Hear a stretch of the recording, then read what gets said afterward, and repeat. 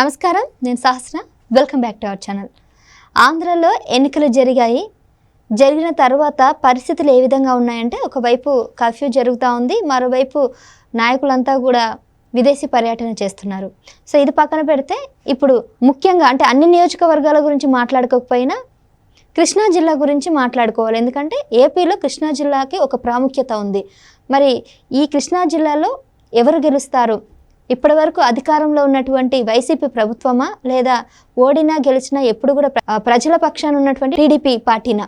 మరి ఇటువంటి అంశాల గురించి మనతో పాటు ఉన్నారు సుధీర్ కట్ట గారు. ఆయన అడిగి ఈ విషయాలు తెలుసుకుందాం. నమస్తే సార్. నమస్తే అమ్మా. సార్, కృష్ణా జిల్లాకి ఏపీలో ఒక చాలా ప్రాముఖ్యత ఉంది. అయితే ఇప్పుడు ఈ ఎన్నికల తర్వాత కృష్ణా జిల్లా పరిస్థితులు ఏమైనా మారే విధంగా ఉంటాయా? అంటే ఇప్పటి వరకు అయితే వైసీపీ ప్రభుత్వం ఉండడం వల్ల కొద్దిగా అభివృద్ధి అయితే వెనక్కి వెళ్ళింది. ఇన్ కేస్ కొత్త ప్రభుత్వం వస్తే పెను మార్పులు జరిగే అవకాశం ఉంది అని అంటున్నారు. లేదంటే ఈ ఎన్నికల తర్వాత ఎటువంటి మార్పులు మీరేమైనా గమనించారా? అంటే ముందుగా ఆంధ్ర రాష్ట్ర ప్రజలందరికీ కూడా రాబోయే రిజల్ట్స్ జూన్ 4వ తారీఖు మే 13న ఎలక్షన్ జరిగాయి. మంచి ఒక ప్రభుత్వాన్ని ఎంచుకోవడానికి వాళ్ళ ఆంధ్ర రాష్ట్ర యొక్క పరిస్థితులన్నింటినీ కూడా అందరూ చవిచూశారు, వాళ్ళు పడుతున్న బాధలు.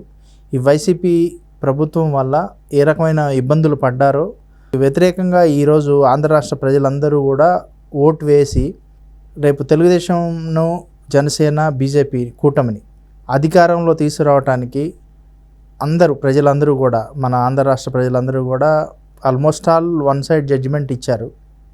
అంటే అనాలిసిస్లు కూడా ఇస్తూనే ఉన్నారు. కృష్ణా జిల్లాలో ముఖ్యంగా చెప్పుకోవాల్సింది ఏంటంటే మనకు ఈ విజయవాడ మొత్తం కూడా ఈ యొక్క ఎన్టీఆర్ జిల్లా కానీ కృష్ణా జిల్లా కానీ ఈ రెండు జిల్లాలలో మాత్రం మన అనాలిసిస్ ప్రకారం, ఈ సర్వేలు వచ్చిన దాని ప్రకారం అయితే బోని కొట్టే అవకాశం లేదు. ఖచ్చితంగా 7 ఎన్టీఆర్ జిల్లాలో, ఆల్మోస్ట్ ఆల్ కృష్ణా జిల్లాలో కూడా 7 ఇవి గెలిచే అవకాశం 100% ఉంది మన టీడీపీ పార్టీ. అటు 2 ఎంపీలు, ఇటు 14 మంది ఎమ్మెల్యేలు. ఇక 1 బై ఛాన్స్ ఏదన్నా అంటే బ్యాడ్ లక్ అయ్యి ఉండిపోవచ్చు, కానీ బోని కూడా కొట్టదంటారా? అవకాశం చాలా తక్కువ కనపడుతుంది. ఎందుకంటే ఎన్నికల కంటే ముందే మనకి పోస్టల్ బ్యాలెట్ ఎన్నికలు జరిగాయి. దాంట్లోనే ఆల్మోస్ట్ ఆల్ ఎప్పుడు జరగనన్ని ఓటింగ్ జరిగింది. నియర్లీ 90-95% వరకు ఓటింగ్ వచ్చేసింది. ఎప్పుడు కూడా 30-40% ఓటింగ్ ఉండేది. ఆల్మోస్ట్ ఆల్ 4 లక్షల పైచిలకు మంది ఎంప్లాయీస్ ఓట్లు వేశారంటే ఒక్కొక్క కాన్స్టెన్సీకి 4,000 మంది అనుకోండి. ఈ అన్ని కాన్స్టెన్సీల్లో అంటే ఇప్పుడు 100 మందికి పాఠాలు చెప్పే పంతులు వాడిని ఓటేసినాడు ఒక 10 మందికి చెప్పలేడా? వాళ్ళ ఇంట్లో 2, వీళ్ళ ఇంట్లో 2, అత్త మామ ఇటు 2, వాళ్ళ చుట్టాలు వీళ్ళ చుట్టాలు ఒక 20 మంది కన్నా చెప్తాడుగా. అట్లా వాళ్ళు గవర్నమెంట్ వ్యతిరేకంగా ఓటింగేగా వాళ్ళది. అంటే ఒక 10%, 5% అధికార పక్షానికి కూడా ఉండొచ్చు. అంటే పూర్తిగా నేను కూటమికే పడతాయని నేను చెప్పలేను. బట్ కానీ ప్రభుత్వ వ్యతిరేక ఓటింగ్ అయితే ఖచ్చితంగా పడింది అన్ని చోట్ల. సరే, ఈ ఒక్క చిన్న ఎగ్జాంపుల్ని బేస్ చేసుకొని కూడా ఆల్మోస్ట్ ఆల్ ప్రతి ఒక్క కాన్స్టెన్సీలో ఎంప్లాయీస్ ఓట్ల యొక్క ప్రభావం 20,000 ఉంటుంది. ఓకే, సరే, ఎంత వేసుకున్నా ఒక 30-40% తీసేసినా ఒక 40% అన్నా మనకి ఎంత లేదన్నా ఎంప్లాయీస్ ఒక ఓటింగ్ ప్రభావం కనపడుతుంది. అయితే బేసిక్గా ఈ కృష్ణా జిల్లాలో almost all last time Vijayawada తూర్పు గద్దె రామ్మోహన్ గారు ఆల్మోస్ట్ ఆల్ మంచి మెజార్టీతో గెలిచారు. ఈసారి కూడా మంచి మెజార్టీ వస్తుంది. ఈ విజయవాడ సెంట్రల్ బోండా ఉమా గారు ఓడిపోయారు. ఇప్పుడు అతను బోండా ఉమా గారు కూడా సూపర్ మెజార్టీతో వస్తున్నారు వెల్లంపల్లి శ్రీనివాస్ మీద. ఇక వెస్ట్ సుజనా చౌదరి గారిది. అక్కడ సుజనా చౌదరి గారు ఒక రాజ్యసభ మెంబర్ అయ్యి ఉండి కూడా, అంటే ఆయన స్థాయి ఎలాంటిదంటే, అంటే తెలుగుదేశం పార్టీలో ఉన్నప్పుడు కానీ బీజేపీలో ఉన్నప్పుడు కానీ ఒక ఎమ్మెల్యే సీట్లు ఇప్పించేయగల స్థాయి ఆయన గారిది. యాక్చువల్లీ సెంట్రల్ లెవెల్లో కీలకమైన పదవుల్లో సెంట్రల్ మినిస్టర్ చేశారు. రాజధాని యొక్క ఉద్యమం కోసం చాలా ఆయన బ్యాక్ ఎండ్ బాగా ఉన్నారు. రైతులకి అండగా ఉన్నారు. ఒకే రాజధాని, ఒకే రాష్ట్రమని. అలాంటి నినాదం సుజనా చౌదరి గారే వచ్చి విజయవాడలో నిల్చుంటున్నాడంటే వాళ్ళ అదృష్టవంతులు విజయవాడ వెస్ట్. అయితే ఇప్పుడు మీరు ఏ బేసిస్ మీద టీడీపీనే వస్తుంది, ఒక్క బోని కూడా వైసీపీ కొట్టదని మీరు ఏదైనా సర్వే వాళ్ళు చెప్పిన ప్రకారం చెప్తున్నారా, లేకపోతే దేన్ని అంచనా వేసి చెప్పగలుగుతున్నారు?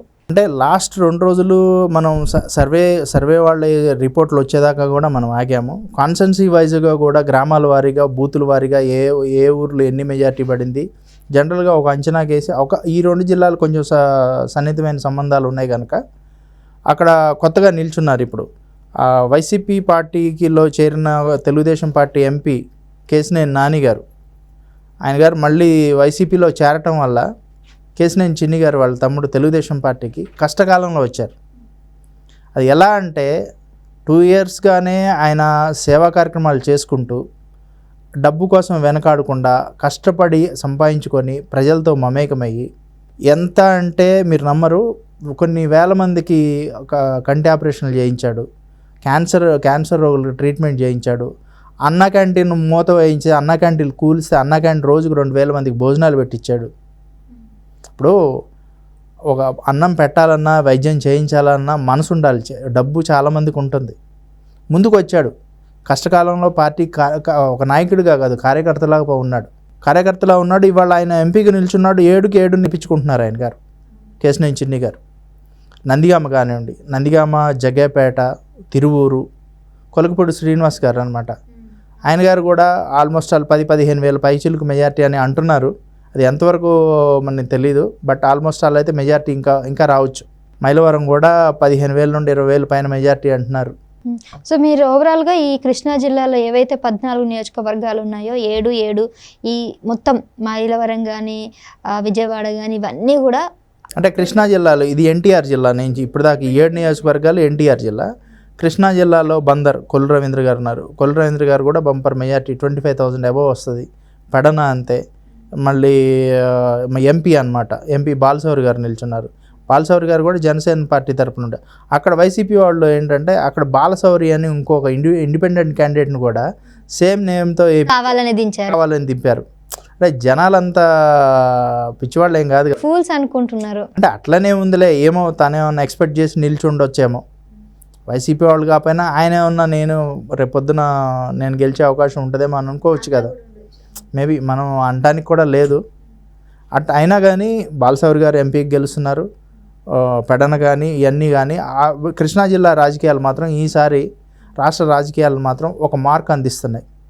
అటు కొల్లు రవీంద్ర గారు కానీ బాలశౌరి గారు కానీ, ఇటు కృష్ణా జిల్లాలో కేశినేని చిన్ని గారు కానీ వారి యొక్క రాజకీయ చతురత అనేది చూపించారు. ఖచ్చితంగా ఈ 7గురిని గెలిపించుకుంటారు. ఎన్టీఆర్ జిల్లాలో 7గురిని కూడా ఖచ్చితంగా గెలిపించుకుంటారు మచిలీపట్నం. సార్, ఇందాక మీరు కొన్ని నియోజకవర్గాలు అయితే పలానా వాళ్ళనే చెప్తున్నారు, మరి మిగిలిన నియోజకవర్గాల్లో అభ్యర్థులు ఎలా ఉన్నారు, వాళ్ళ యొక్క సామర్థ్యత ఎలా ఉందంటారు?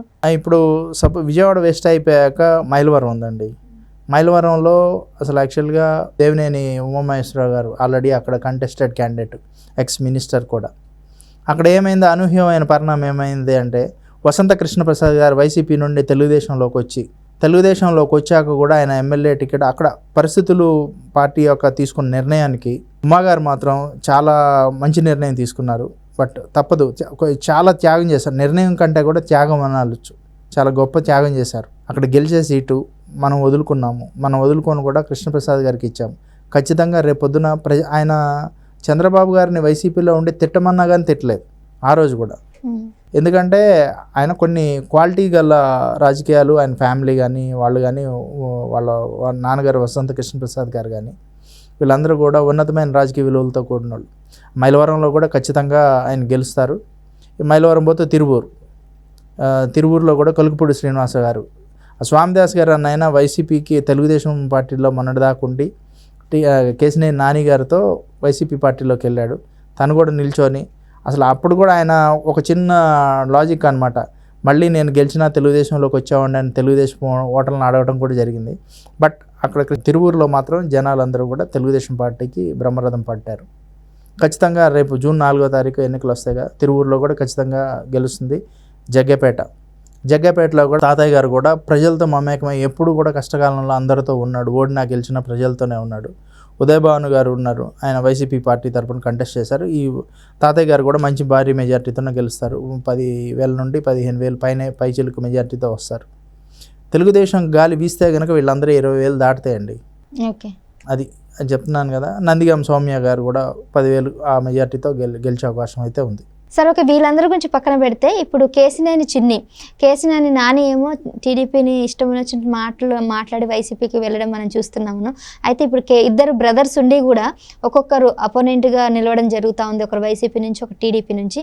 మరి ఏ విధంగా అంటే టీడీపీ నుంచి కేసినేని చిన్ని ఏ విధంగా ఏ మెజారిటీతో గెలవబోతారంటారు? ఖచ్చితంగా అండి, నేను ఇందాక చెప్పినట్టుగా అన్ని 20,000 వస్తాయి. అవన్నీ చిన్ని గారికి ప్లస్ ఆల్మోస్ట్ ఆల్ ఒకంత చిన్ని గారికి కూడా ఎక్కువ ఉంటుంది ఖచ్చితంగా.